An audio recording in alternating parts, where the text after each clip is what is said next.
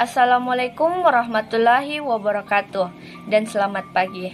Semoga kita dalam keadaan sehat selalu. Yang terhormat Ibu Dr. Andes Asriani Abu, SPD MPD, selaku dosen pengampu di mata kuliah IKK, serta teman-teman seperjuangan yang senantiasa saya banggakan. Alhamdulillah, puji syukur kehadirat Allah Subhanahu wa Ta'ala yang telah memberikan kita nikmat hingga bisa mengikuti presentasi saat ini. Tak lupa pula kita ucapkan selawat serta salam kepada Nabi besar kita, Nabi Muhammad SAW. Baiklah, perkenalkan, nama saya Radia Al-Fatih, selaku moderator dari kelompok 1 yang akan memandu jalannya presentasi pada hari ini. Adapun materi yang akan kami bahas yaitu tentang manajemen keuangan. Sebelum memulai presentasi berikut, saya akan memperkenalkan nama-nama anggota dari kelompok 1 yaitu Radia Al-Fatih, Sabana Marwah, Sri Ayu Putri, Ainun Juleha, Nur Fadillah, Nurul Aulia, dan Ika Maulidiyah. Kepada pemateri pertama, Ainun Juleha, saya persilakan untuk membacakan materinya. Manajemen keuangan adalah kegiatan perencanaan, pengelolaan, penyimpanan, serta pengendalian dana dan aset yang dimiliki suatu perusahaan. Pengelolaan keuangan harus direncanakan dengan matang agar tidak timbul masalah di kemudian hari. Beberapa pengertian manajemen keuangan menurut para ahli terdiri atas: menurut Leibniz, manajemen keuangan merupakan usaha untuk menyediakan uang dan menggunakan uang untuk mendapatkan atau memperoleh aktiva. Menurut Sir Hussein, manajemen keuangan ialah manajemen terhadap fungsi-fungsi keuangan. Menurut Brigham and Houston, manajemen keuangan merupakan bidang yang terluas dari 3 bidang keuangan dan memiliki kesempatan karir yang sangat luas. Tujuan manajemen keuangan yang pertama, menjaga arus kas. Dalam sebuah perusahaan, keluar masuknya uang kas harus dipantau terus agar tidak terjadi pengeluaran yang membengkak. Akibatnya bisa menyebabkan kerugian perusahaan. Uang kas biasanya dikeluarkan untuk membeli bahan baku, menggaji karyawan, dan pengeluaran yang lain. Yang kedua, memaksimalkan keuangan perusahaan. Tugas manajemen keuangan bukan hanya mengawasi keuangan, tetapi juga melihat aktivitas anggaran dana yang tidak menguntungkan bagi perusahaan, yang dapat dihilangkan dan diganti dengan aktivitas yang lebih menguntungkan perusahaan. Yang ketiga, mempersiapkan struktur modal.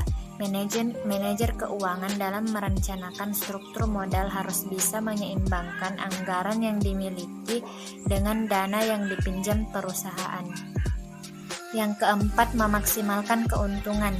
Perencanaan keuangan yang tepat akan mampu memaksimalkan keuntungan yang didapat dalam waktu jangka yang panjang. Yang kelima, meningkatkan efisiensi. Dengan menganggarkan dana yang tepat pada semua aspek, maka efisiensi dana perusahaan akan terus meningkat. Selanjutnya, fungsi manajemen keuangan.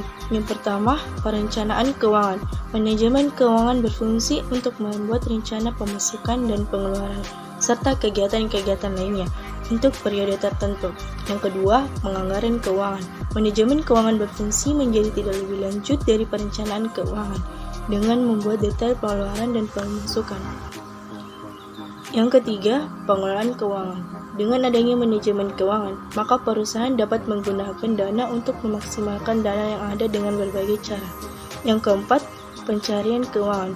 Dalam hal ini, manajemen keuangan berfungsi mencari dan memfiltrasi sumber dana yang ada untuk operasional kegiatan perusahaan. Yang kelima, penyimpangan keuangan. Manajemen keuangan berfungsi mengumpulkan dana perusahaan serta menyimpan dana tersebut dengan aman.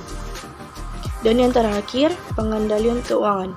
Dalam hal ini, manajemen keuangan berfungsi untuk melakukan evaluasi serta perbaikan atas keuangan dan sistem keuangan pada perusahaan.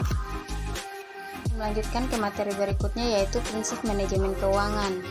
Prinsip manajemen keuangan ada 5, yaitu yang pertama ada konsistensi, Sistem dan kebijakan keuangan dari organisasi harus konsisten dari waktu ke waktu. Ini tidak berarti bahwa sistem keuangan tidak boleh disesuaikan apabila terjadi perubahan organisasi. Yang kedua ada akuntabilitas. Akuntabilitas adalah kewajiban moral atau hukum yang melekat pada individu, kelompok, atau organisasi. Organisasi harus dapat menjelaskan bagaimana dia menggunakan sumber dayanya dan apa yang telah dia capai sebagai pertanggungjawaban kepada pemangku kepentingan dan penerimaan manfaat. Yang ketiga ada transparansi. Organisasi harus terbuka berkenaan dengan pekerjaannya, menyediakan informasi berkaitan dengan rencana dan aktivitasnya kepada para pemangku kepentingan. Yang keempat ada kelangsungan hidup. Agar keuangan terjaga, pengeluaran organisasi di tingkat strategis maupun operasional harus sejalan atau disesuaikan dengan dana yang diterima. Dan yang terakhir ada integritas. Dalam melaksanakan kegiatan operasionalnya, individu yang terlibat harus mempunyai integritas yang baik. Selain itu, laporan dan catatan keuangan harus tetap dijaga integritasnya melalui kelengkapan dan keakuratan pencatatan uang.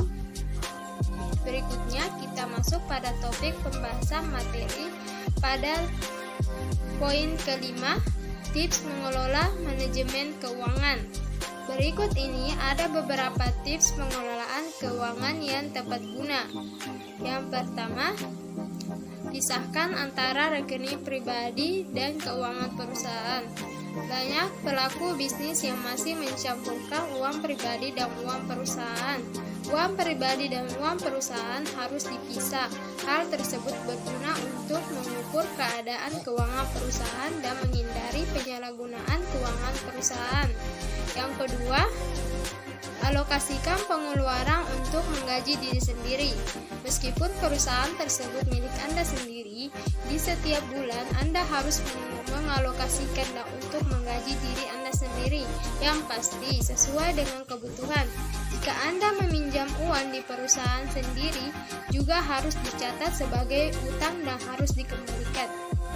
Yang ketiga, buat laporan keuangan. Laporan keuangan dibuat untuk tujuan mengetahui keluar masuknya uang dan dapat mengetahui untung dan rugi usaha yang sedang berjalan. Yang keempat, buat catatan proyeksi arus cash. Dengan adanya catatan proyeksi arus cash, perusahaan bisa mengetahui kapan harus mengeluarkan dan serta kapan waktunya menerima dana. Catatan ini juga berfungsi untuk mencari upaya sebelum terjadi kerugian pada keuangan perusahaan. Yang kelima, hindari uang menginap di karyawan. Jangan sampai uang perusahaan dibawa oleh karyawan yang mengatur keuangan perusahaan. Besar kemungkinan uang tersebut akan dipakai untuk keperluan pribadi si karyawan. Yang keenam, lakukan cek stok barang. Mengecek stok barang secara berkala akan meminimalisir manipulasi. Sering terjadi stok barang yang sudah terjual ditulis belum terjual. Jadinya, dana yang harusnya masih ada harus menghilang tanpa tujuan yang jelas. Yang ketujuh, pisahkan kasir dan akunting. Bagian yang memegang uang kasir juga harus membuat laporan keuangannya sendiri. Uang kasir harus dilaporkan setiap harinya. Hal ini untuk menghindari potensi manipulasi data. Tugas manajemen keuangan. Berikut adalah 4 tugas manajemen keuangan, antara lain yang pertama yaitu dalam perencanaan dan peramalan, di mana manajer keuangan harus bekerja sama dengan para manajer lain yang ikut bertanggung jawab atas perencanaan umum perusahaan. Yang kedua, manajer keuangan harus memusatkan perhatian pada berbagai keputusan investasi dan pembiayaan, serta segala hal yang berkaitan dengannya. Yang ketiga, manajer keuangan harus bekerja sama dengan para manajer dari perusahaan lain agar perusahaan dapat beroperasi seefisien mungkin. Dan yang keempat, menyangkut penggunaan pasar uang dan pasar modal, manajer keuangan menghubungkan perusahaan dengan pasar keuangan, di mana dana dapat diperoleh dan surat berharga perusahaan dapat diperdagangkan. Materi yang terakhir adalah tanggung jawab manajer keuangan pada keuangan. 1. Mengkoordinasikan pengontrolan dana perusahaan. 2. Mengelola fungsi akuntansi yang ada. 3. Memastikan jalannya efisiensi kerja perusahaan. 4. Bertanggung jawab menjaga pengelolaan pajak perusahaan. Itulah tadi hasil presentasi dari kelompok 1. Kurang lebihnya mohon dimaafkan. Assalamualaikum warahmatullahi wabarakatuh.